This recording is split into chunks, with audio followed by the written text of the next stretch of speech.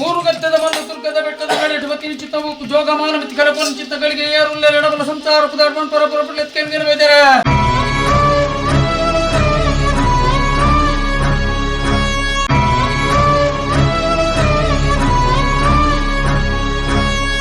ಏರೆಡ್ಡ ಪಟ್ಟರೆಡ್ಡು ಮಾಯಮರೆಡು ಪತ್ತೆರಡು 6 ದಿನ ಬರ್ತಿರ ಬಂದು ಧರ್ಮ ಮನೆ ಅಂಚನ ಸದರ ಮಗಳು ಆಸೆ ಬರ್ತಿನ ಮಂಗರು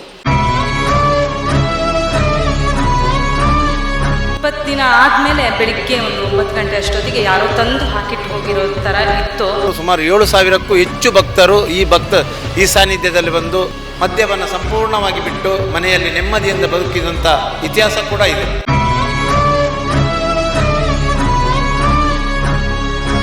ಸುತ್ತಲೂ ಹಚ್ಚ ಹಸಿರಿನ ಟೀ ಎಸ್ಟೇಟ್, ತಂಪಾದ ವಾತಾವರಣ ಮತ್ತು ನಿಸರ್ಗದ ಮನಮೋಹಕ ದೃಶ್ಯಗಳಿಂದ ಕಂಗೊಳಿಸ್ತಿರೋ ಮಧ್ಯೆಯೇ ಕೊಪ್ಪ ತಾಲೂಕಿನ ದುರ್ಗದ ಬೆಟ್ಟ ಅಂಚೆಯ 3 ಗದ್ದೆಯಲ್ಲಿರುವಂತಹ ಭಗವಾನ್ ಶ್ರೀ ಬಬ್ಬುಸ್ವಾಮಿ, ಶ್ರೀ ಚಾಮುಂಡೇಶ್ವರಿ ಅಮ್ಮನವರ ದೇವಸ್ಥಾನ ಮತ್ತು ಸ್ವಾಮಿ ಶ್ರೀ ಕೊರಗಜ್ಜನ ಕಾರಣಿಕ ಸಾನ್ನಿಧ್ಯ ಭಕ್ತರ ಅಪಾರ ನಂಬಿಕೆಯ ಕೇಂದ್ರವಾಗಿ ಗುರುತಿಸಿಕೊಂಡಿದೆ.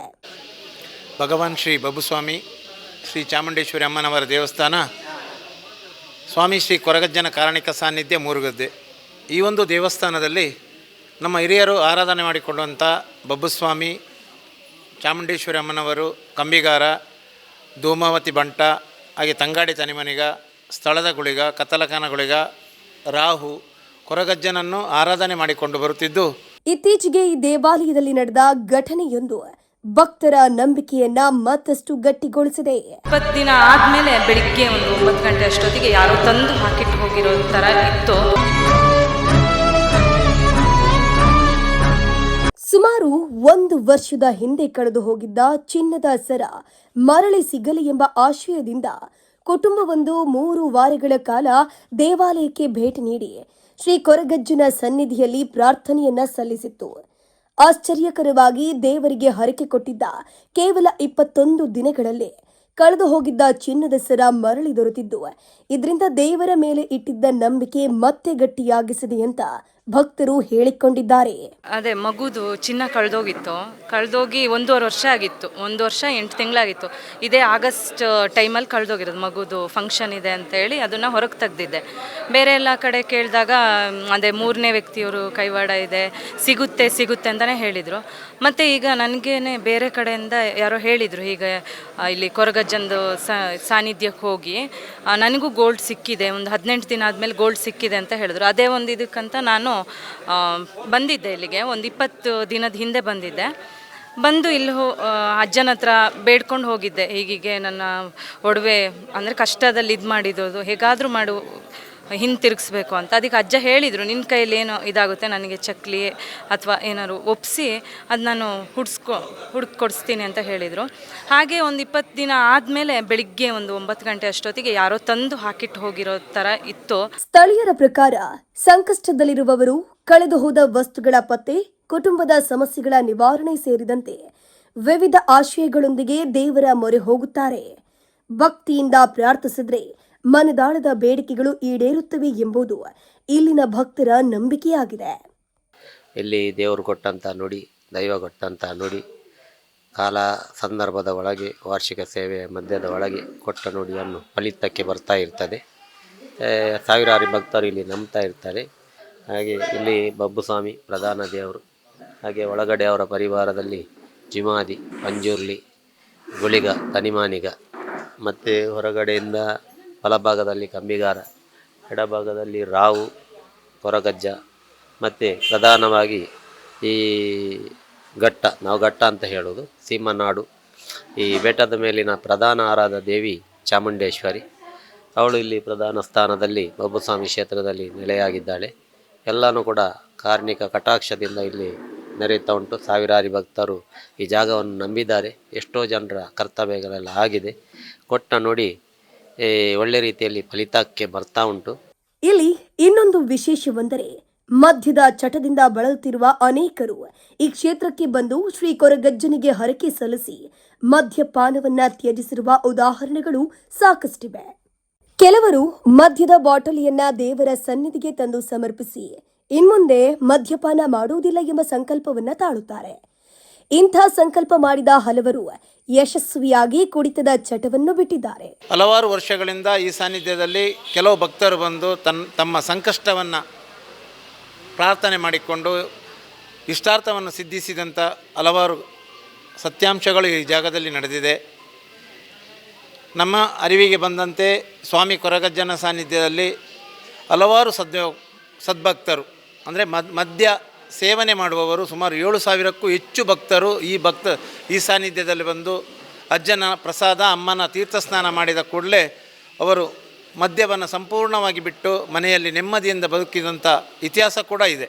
ತುಂಬ ಭಕ್ತರು ಬಂದು ತಮ್ಮ ಕಷ್ಟಗಳನ್ನು ಪರಿಹಾರಕ್ಕೋಸ್ಕರ ಬಂದು ಅಜ್ಜನಿಗೆ ಅವರು ಏನೋ ಮದ್ಯ ಸೇವನೆ ಮಾಡ್ತಾರೆ ಅದನ್ನು ತಂದು ಇಲ್ಲಿ ಸಮರ್ಪಣೆ ಮಾಡಿದ ಕೂಡಲೇ ನಂತರ ಅವರಿಗೆ ಆ ಸೇವನೆಯನ್ನು ಮಾಡಲಿಕ್ಕೆ ಬರುವುದಿಲ್ಲ.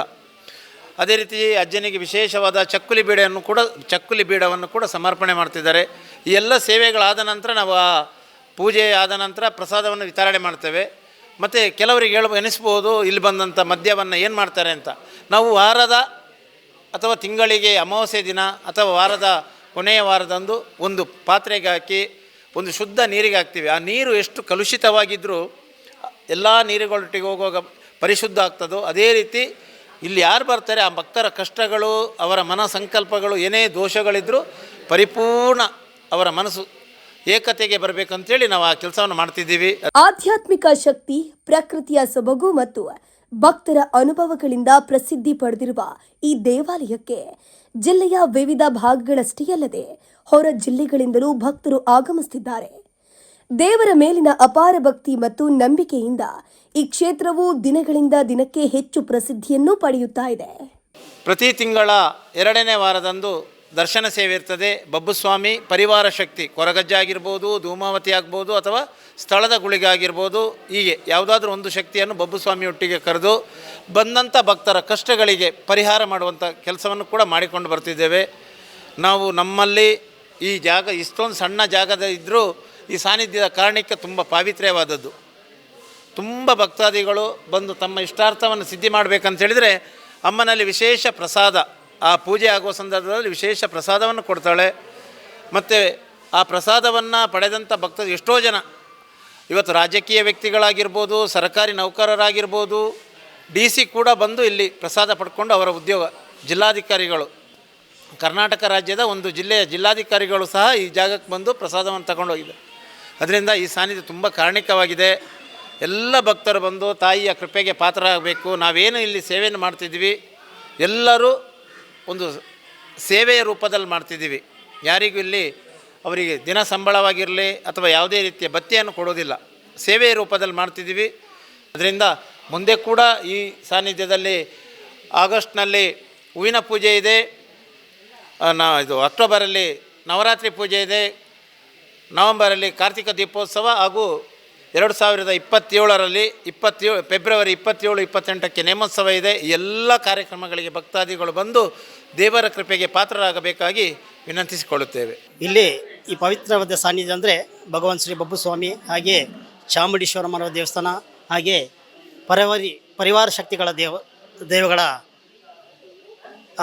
ದೇವಸ್ಥಾನ, ಹಾಗೆ ಸ್ವಾಮಿ ಕೊರಗಜ್ಜನವರ ಒಂದು ಭಾರಿ ಅದ್ಭುತವಾದಂತಹ ಒಂದು ಕೊರಗಜ್ಜನರ ಸಾನ್ನಿಧ್ಯ ಇದೆ.